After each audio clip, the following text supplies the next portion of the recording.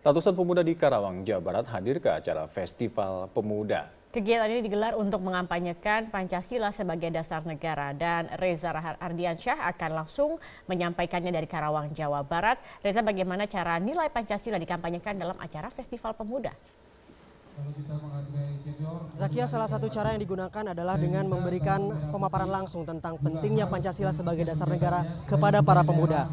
Selain itu dilakukan pula secara simbolik parade budaya yang dilakukan sepanjang ratusan meter dari alun-alun di Kabupaten Karawang. Kemudian mereka beranjak ke Gor Panatayuda untuk melanjutkan kegiatan yang intinya di dalamnya menampilkan berbagai macam kreasi seni yang menyimpan pesan bahwa para mayoritas di Indonesia harus membela para minoritas yang belum mendapatkan haknya dengan pertama-tama menyadari bahwa ada beberapa kaum minoritas di Indonesia yang belum mendapatkan hak mereka.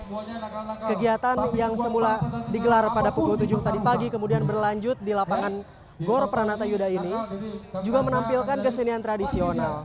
Sejumlah tokoh hadir pada acara ini.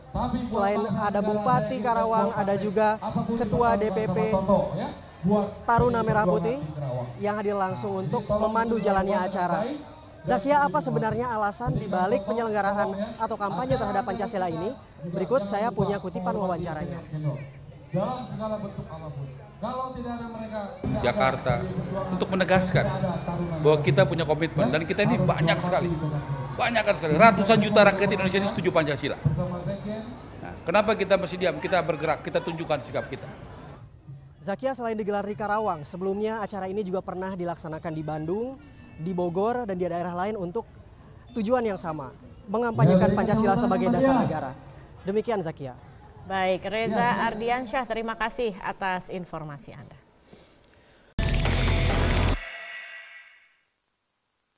Anda kembali di Landstok, sudah bergabung bersama kami Komisioner KPAI Mbak Erlinda. Terima kasih sudah hadir di Landstok. Mbak Erlinda, ini langsung saja hasil dari penelitian Yayasan Lentera Anak, 85% ini sekolah dikepung oleh reklame rokok. Kemudian dari survei Komnas PA di tahun 2012, 99,6% remaja ini terpapar iklan rokok luar. Hanya 0,4 digit luput ya. Itu mengkhawatirkan sekali ya sepertinya kondisinya saat ini untuk anak-anak sekolahan kita. Karena kan kondisi masyarakat kita sendiri yang pada akhirnya karena konsep pembiaran tadi, akhirnya mereka dengan tanpa disadari target sasarannya makin lama makin jumlahnya makin tinggi. Tidak usah jauh-jauh, kita di mana-mana apalagi sekolah negeri itu kiri kanan kan banyak warung. Iya. Sementara iklannya segede-gede gajah kalau anak-anak bilang gitu kan.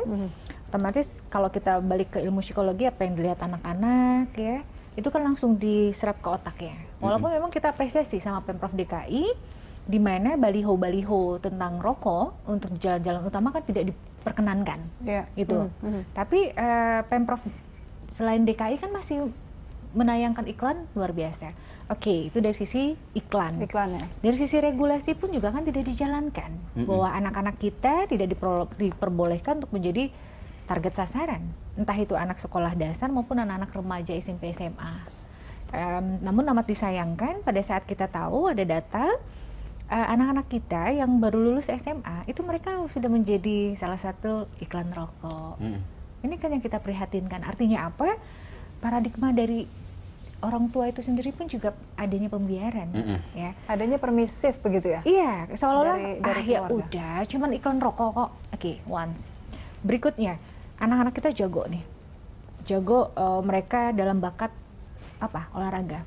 Ya. Tapi yang sponsornya siapa? Nah, Ya. itu nggak perlu dong ya. Itu yang sebelumnya tadi kita obrolin, ya kan?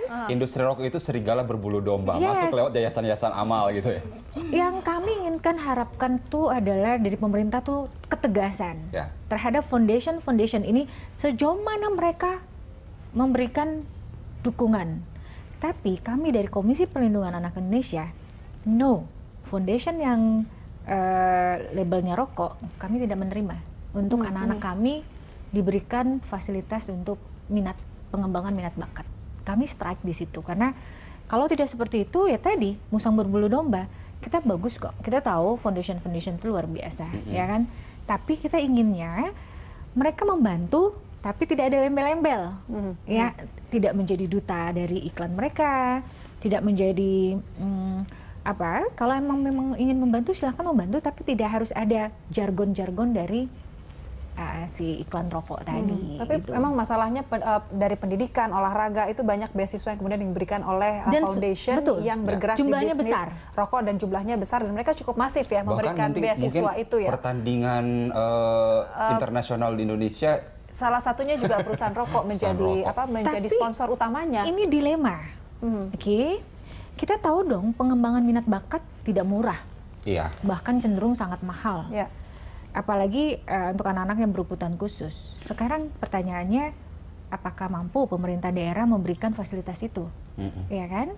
Kan sangat minim sekali pemerintah daerah memberikan fasilitas kepada anak-anak yang mempunyai potensi atau minat bakat. Lagi-lagi yayasan itu lagi, foundation itu lagi.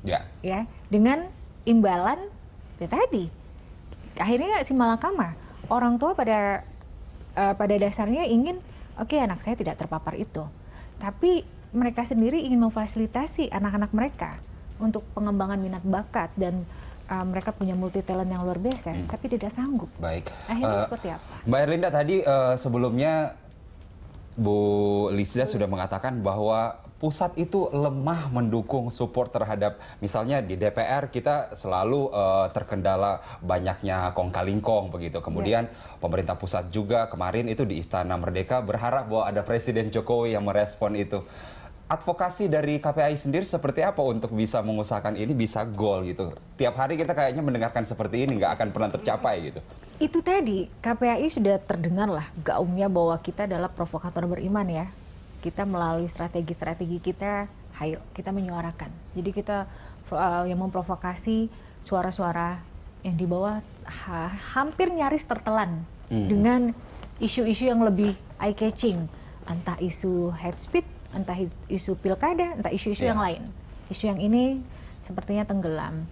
Nah, oleh karena itu ya KPAI mempunyai strategi lebih lanjut ya, kita bersama masyarakat bawah untuk kita nanti bersama-sama dengan rekan-rekan kita yang ada di komisi-komisi, mereka juga harus aware seperti itu, karena mereka yang di atas pun juga kalau kita tidak berikan pemahaman, mereka juga tidak ada rasa. Mbak Erlinda, apa yang bisa dilakukan oleh pemerintah pusat, pemerintah daerah untuk bukan menolak mungkin ya, memang tidak ada sama sekali lah foundation yang berbisnis rokok ini untuk menjadi sponsor, memberikan beasiswa kepada sekolah-sekolah, atau mungkin memang pemerintah daerah tidak cukup mampu untuk mengakomodir prestasi siswa yang ada di daerahnya sehingga melibatkan. Sebenarnya masalahnya cuma kecil, foundation. Apa itu? Tapi sekali lagi ini masalah kecil tapi pada akhirnya masalah besar. Iya. Sebenarnya balik-balik semua ke mentalitas dari personal mereka, ya, mentalitas yang ada di anggota dewan. Tidak semua mental mereka itu yang,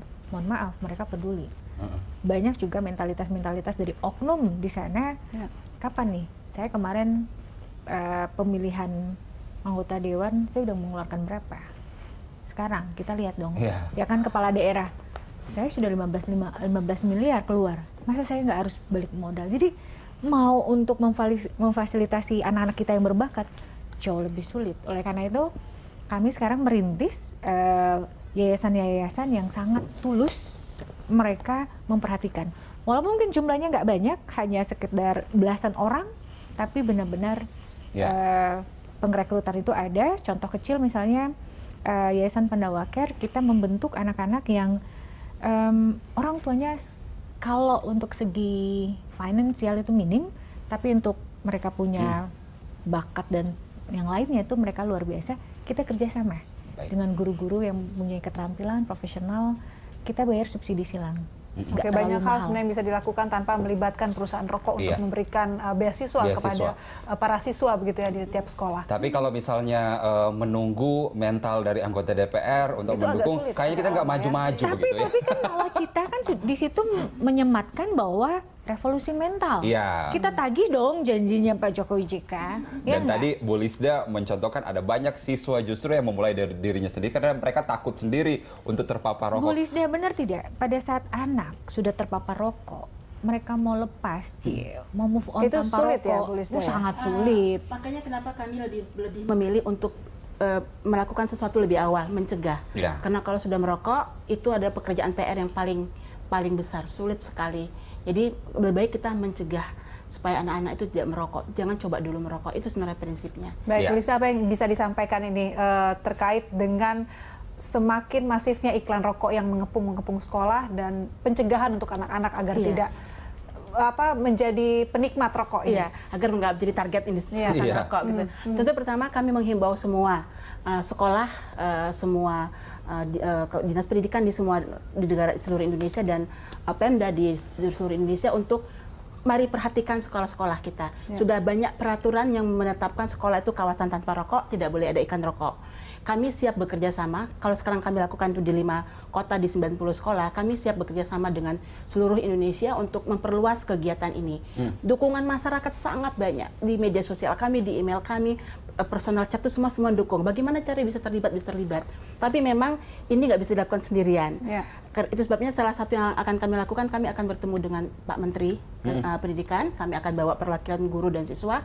Kami ingin menunjukkan ini sudah berhasil dan ini layak untuk dikembangkan, layak untuk diteruskan. Ya, kalau perusahaan rokok adalah sebuah kekuatan besar yang tampaknya susah untuk dikalahkan, mungkin kita perlu mengundang kekuatan korporasi besar untuk melawan itu. Itu seperti itu bisa nggak, Bu Lisda? Sebenarnya gini Mas, perusahaan rokok itu sebenarnya takut sama anak muda, sama anak-anak. Karena anak-anak itu pasar potensi mereka.